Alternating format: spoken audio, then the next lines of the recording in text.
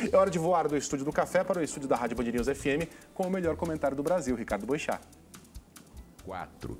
O juiz Sérgio Moro, uma vez autorizado pelo Supremo com a queda do habeas corpus, pode mandar cumprir a prisão imediatamente. Bom dia, Luiz Megali. Bom dia, Júlia Duerlibe, no Café com o Jornal. Um beijo para vocês aí no Café com o Jornal. Bom dia também para Roberta Russo. Sintonize aí o Café com o Jornal na TV Bandeirantes e o nosso Band News TV terão as imagens ao vivo aqui dos estúdios da Band News FM. Portanto, hoje temos um dia especial, todo mundo muito atento em Brasília, todas as redações, jornais encaminharam, televisões também, deslocaram equipes para Brasília e fizeram todo um movimento, estão fazendo todo um movimento, segurança reforçada no Supremo, etc. e tal, para tomar uma decisão que a rigor tinha que ser uma decisão corriqueira. Eu ontem e esses dias falei, olha, qual é a excepcionalidade de um habeas corpus no Supremo Tribunal Federal? Há centenas de habeas corpus esperando decisão do Supremo Tribunal Federal há muito tempo e milhares, talvez milhões de habeas corpus já passaram por ali sem que sequer o porteiro do Supremo Tribunal Federal tomasse conhecimento do que estava sendo julgado. Milhões, milhares, centenas desses habeas corpus foram concedidos e outros, muitos, talvez até mais, foram negados. E o porteiro do Supremo continuou ignorando. O que faz com que este habeas corpus de hoje seja uma causa referencial para tanta gente de um lado e de outro da discussão política, especialmente nas redes sociais? O fato de ser o Lula. Mas qual é o problema de ser o Lula? O Lula é um brasileiro como 208 milhões de outros brasileiros penam no país para poder construir uma realidade melhor, enfrentar os seus dias. Não há razão nenhuma, a rigor, para que o país esteja paralisado, ou parte dele, a expectativa de uma decisão que, repito, tomada para outros brasileiros em diversos outros processos, não motivaram sequer uma conversa de botequim. Ontem, nas principais capitais do país, houve mobilizações que muitos dirão que eu estou conspirando contra as mobilizações. Eu não estou conspirando contra as mobilizações, vou dizer o que disse ontem, mais cedo, e vou dizer hoje em relação às mobilizações de hoje. Elas reuniram um número expressivo de manifestantes em São Paulo, na Avenida Paulista. Os organizadores falaram em 100 mil. Não há confrontação desse número com nenhum outro avaliador de contingentes, nem a Polícia Militar, nem os institutos de pesquisa estimaram quantas pessoas estavam na Avenida Paulista. Era um número expressivo, uma massa humana expressiva. Tivemos 10 mil pessoas em Belo Horizonte, segundo também os organizadores, sem confronto com outra avaliação. No Rio de Janeiro, algo em torno de 5 mil, Brasília 1.500, Curitiba 1.000, Fortaleza 500 pessoas, segundo os organizadores, João Pessoa 500 pessoas, Manaus 100 pessoas, uma centena, Porto Alegre, os organizadores estimaram como 50 mil, mas a nossa equipe de reportagem disse que o número não chegava a 10 mil. O fato objetivo é que algumas milhares de pessoas foram para as ruas ontem, provavelmente querendo a prisão do Lula. Hoje, provavelmente, alguns milhares de pessoas irão para as ruas defendendo que Lula seja mantido em liberdade. Isso são milhares de um lado, milhares de outros, que têm uma enorme atividade, militância nas redes sociais e dão retumbância ao que falam, fazem e querem, numa proporção que não corresponde aos números que mobilizam. Repito, de lado a lado dessa luta é isso.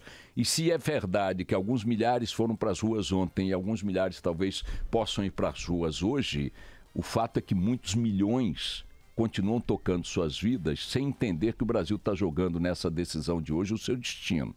Não está.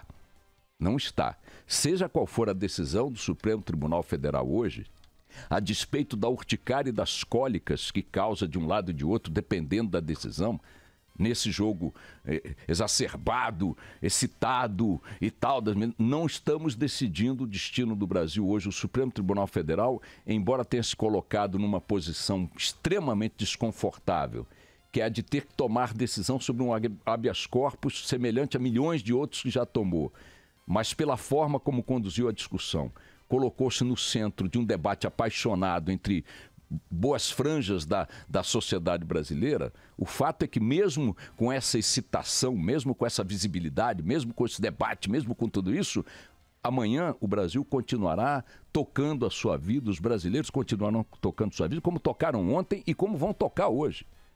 não se irritem, por favor, os militantes de um lado nem de outro, quando eu reafirmo que a própria dimensão das mobilizações que vocês organizam mostra que a sociedade brasileira está olhando essa história da arquibancada com a sensação de que esse jogo não é um jogo tão decisivo assim para o campeonato que precisa ser levado em conta, que é um campeonato que vai ser decidido em outubro, pelo menos numa etapa importante com a eleição em que todos participarão, todos votarão, todos poderão utilizar as informações que têm para tentar redesenhar a política brasileira a partir da eleição, pelo menos de um Congresso menos desqualificado do que o que temos. Por que eu estou insistindo em baixar a bola? Porque uma decisão hoje vai ter que ser tomada, não havendo essa hipótese de pedido de vista que todo mundo acha que é caricato. Tomada essa decisão, o que restará ao grupo derrotado amanhã? O Stedley, um dos líderes do MST, está dizendo que vai ter guerra se o Lula for preso. O pessoal que se opõe à libertação do Lula, à liberdade do Lula, diz que o país vai parar se o Lula não for preso. Pois bem, quero dizer o seguinte, nem vai ter guerra, nem vai ter paralisação do país, pela simples razão de que o país é composto por mais de 200 milhões de habitantes e eles não estavam nas ruas ontem. Nem 100, nem 50, nem 10, nem 1, nem meio milhão, nem 250 mil, nem 200 mil, nem 150 mil, se você considerar a avaliação feita friamente em várias capitais. Se você somar tudo, vai ter menos de 200 mil pessoas, se é que tinha 150. Isso você está desqualificando a manifestação de ontem? Não estou desqualificando. São manifestações perfeitamente aceitáveis, elogiáveis, no sentido de que as pessoas têm mesmo que se manifestar, etc. E como as de hoje, provavelmente, também não reunirão massa que possa ser representativa do sentimento geral do brasileiro, que é um sentimento de simplesmente querer que as coisas andem, que as coisas evoluam, que as coisas caminhem, que o dia a dia prossiga numa direção que possa, de fato, apresentar uma opção de mudança. Essa direção é a eleição de outubro. É preciso chegar a ela com um país minimamente nos eixos, minimamente. A despeito de tudo que está aí, a despeito do muito que nos causa de indignação, de revolta, de nojo, o fato é que nós temos uma eleição em outubro e a tentativa de colocar em termos extremos o que esteja acontecendo agora é uma tentativa que conspira contra esse processo. Vejam que as manchetes hoje dos principais jornais do país dão um destaque monumental, e eu não sei porquê, a declarações absolutamente óbvias do comandante do Exército. O que disse o comandante do Exército? Que repudia a impunidade, que o Exército repudia. Ora, só faltava o comandante do Exército virar público para dizer que apoia a impunidade. Aliás, se esta declaração tem algum peso para justificar esse destaque que mereceu nos jornais, gostaria de entender por que a Folha de São Paulo e o Supremo e o Estado de São Paulo colocaram em letras garrafais: chefe do Exército repudia a impunidade. Ora, o porteiro do prédio ali da esquina também repudia a impunidade. Aliás, o Lula deve repudiar a impunidade. O Rodrigo Rocha Loures deve repudiar a impunidade. Pergunta ao Aécio Neves o que ele acha da impunidade. É um absurdo. Chama o Gedel Vieira Lima agora, aqui no telefone, lá na cadeia, e pergunta: Gedel, o que você acha da impunidade? A impunidade tem que acabar. Então, se o general do Exército está dizendo alguma coisa que Gedel Vieira Lima, Rodrigo Rocha Loures, Aécio Neves e Lula dizem, pergunta para o Temer o que ele acha da impunidade. Por que o general do Exército ganhou essas manchetes? Qual é a importância da opinião do general do Exército sobre algo tão elementar quanto dizer-se contra a impunidade? Perguntem ao general do Exército se ele é a favor de pedofilia. Ele vai dizer não. Pergunte se ele é a favor de assalto a banco. Não. E de violência também não. Então por que o senhor seria a favor da impunidade? Claro que eu não sou. Então por que está nas manchetes? Porque é o general do Exército. Qual é a linha secundária dessas manchetes? O Exército está aí. O Exército está aí fazendo o quê? Numa boa. Está sinalizando que pode. Estamos atentos à nossa missão constitucional. Perfeitamente, cuidem das fronteiras, deem segurança ao território nacional. Atuem aí naquilo que a sociedade espera que os senhores atuem. Não entendi o porquê dessa declaração do general ontem, véspera de um julgamento no Supremo que mexe com humores, repito, das franjas da sociedade brasileira. E menos ainda o destaque que lhe deram os jornais principais do país. Qual é a maldita importância de uma opinião óbvia de um general da República? Como se parecesse assim um recado. Recado a quem, ilustre general? Ao Rodrigo Rocha Loures? Esse está impune. Ao Aécio Neves? Esse está impune. Ao Lula também está impune, está solto, está condenado e solto. Então esses recados que não se dirigem exatamente a ninguém, não tem a clareza de um alerta a quem quer que seja, e fica ali aquela coisa, olha, qualquer coisa aí, contem, parece aquele irmão parrudo que você tem, você fica na rua folgando com os outros, se garantindo no irmão parrudo que tem em casa. Pois bem, o irmão parrudo não pode ir para a rua, se a rua não quiser. Esse papo de sugerir que nós estamos na iminência de uma ruptura capaz de demandar uma intervenção militar, dessas... Eu me lembro do tempo da ditadura, qualquer pum que um oficial do Exército soltava, qualquer pum que um oficial general de qualquer uma das forças soltava, era manchete, os jornais davam, as colunas repercutiam, os analistas se dedicavam. Olha, a frase do almirante tal, do brigadeiro tal, tinha tal sentido. E eu lá quero saber qual é o sentido da frase do almirante, do brigadeiro ou do general neste contexto, porque qual é a diferença da frase dele ou da opinião dele em relação à opinião do cidadão que está ali na esquina, dentro de um ônibus agora, dentro de um trem. Por que essa manchete? Para sugerir o quê? Que nós estamos na iminência de algo que é a luta definitiva do Brasil? Com o julgamento do Lula? Não, o julgamento do Lula não é a luta definitiva do Brasil. Aliás, eu concordo com quem afirma que essa discussão toda tomou essa dimensão de paixão sobre garantir a liberdade do condenado até a última instância a partir do momento, como diz o Hélio Gaspar, em que o juiz Sérgio Moro começou a prender gente de colarinho fino, de gravata de seda. Até então ninguém discutia esse assunto. Começou a incomodar o andar de cima, mandar empreiteiro, executivo de estatal, político, lobista para cadeia, aí o bicho pegou. E chama ele a atenção muito bem. Quer ver que isso aí é uma discussão de ocasião da rapaziada que está em torno de esqueminhas? Veja, dos dois lados, hein? Veja só, o Brasil tem 291 mil presos nas cadeias, alguns há anos, em caráter provisório. Não foram nem julgados. E outros sei lá quantos que estão julgados em primeira instância e estão cumprindo pena. Não tem advogado bom, que vai na Corte Suprema, dá tapinha nas costas de ministro, participa de seminário com o ministro, faz abaixo-assinado. Então é o seguinte, essa discussão de um lado e de outro, ela tem o seu sentido como debate jurídico. Devemos nós nos alinhar as maiores democracias do mundo que mandam cumprir pena a partir da condenação em segunda instância? Eu acho que sim. O desfecho natural para a situação do Lula é cadeia, para que o Brasil esteja alinhado às maiores democracias e mais numerosas democracias do mundo que assim praticam a lei, que assim praticam a justiça. Recorra cumprindo a pena.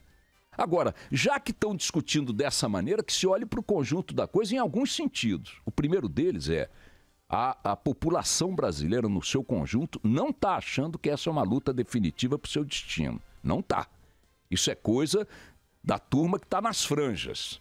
Movimento não sei o quê, MS sei lá das quantas e tal, que eu vou fazer, vou acontecer, vou parar o país, vou fazer guerra, vai ter morte, como diz a Gleisi Hoffmann, vai ter não sei o quê, vou levar milhões para a rua. Mentira! Não vão levar milhões para a rua, os milhões estão cuidando da... Ah, mas você é contra as manifestações? Não sou contra, eu estou dizendo que vocês têm que parar de achar que o que vai ser decidido hoje pelo Supremo, embora o Supremo tenha feito um grande esforço e tenha tido sucesso em colocar isso debaixo de um holofote absurdo, por seus próprios erros, suas próprias contradições, pela esculhambação que toma conta daquela corte, esse troço tomou essa dimensão. Mas a dimensão é artificial. Ela não reflete uma realidade do país, ela não reflete uma realidade do cidadão que está agora indo para o trabalho, que está indo levar o filho na escola, que está correndo atrás de hospital, que está correndo atrás de emprego. Esse país não está dependendo do que vai ser decidido hoje no Supremo Tribunal Federal para saber se tem futuro ou não tem futuro. Que o Lula tem que ir para a cadeia, eu, na minha modesta opinião, acho que tem.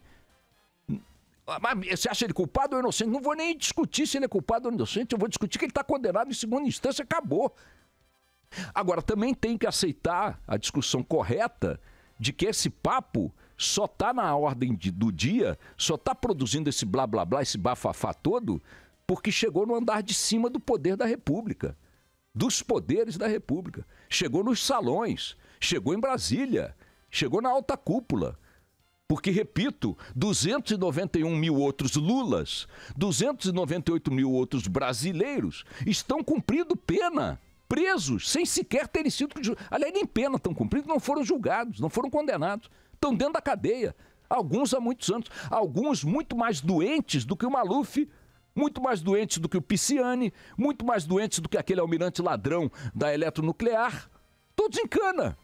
Provavelmente, se vocês olharem para eles, são, na maioria, negros, de baixa escolaridade, sem partido político, sem renda, morando em periferias e, obviamente, sem advogados que falam algumas frases em latim. Eu estou insistindo numa questão central. Quem tenta vender essa história do Lula hoje como a página decisiva para o futuro do Brasil está engambelando o distinto público. Que isso está em discussão e essa discussão está emocionada, está exacerbada, eu não tenho dúvida. Que ela está na ordem do dia, do blá blá blá, tá bom. Que ela só chegou aí por vias oblíquas, por vias absurdas como essas, de comparar com a realidade geral dos brasileiros, chegou. Que ela está sendo discutida hoje como sendo coisa principal do nosso destino, está sendo discutida porque essa turma do tapinha nas costas, do seminário, do excelência para cá, da Tavênia para lá, começou a ver os compadres, os padrinhos políticos, os amigos, os sócios irem para a cadeia, ou serem alcançados pela caneta do Sérgio Moro e do Bretas no Rio de Janeiro. Aí virou caso, tem que ser um caso nacional. É um caso nacional a prisão do Lula?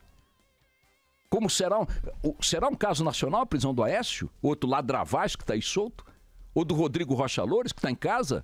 Ou do Pisciani que está em casa? Muitos dizem que com a aplicação, com a vitória do habeas corpus hoje, Lula permanecendo solto, outros ladravazes da República, do seu quilate, poderão pleitear a mesma coisa. O Ascânio Sileme do Globo hoje diz que o Sérgio Cabral poderá ser solto na sequência, imaginem.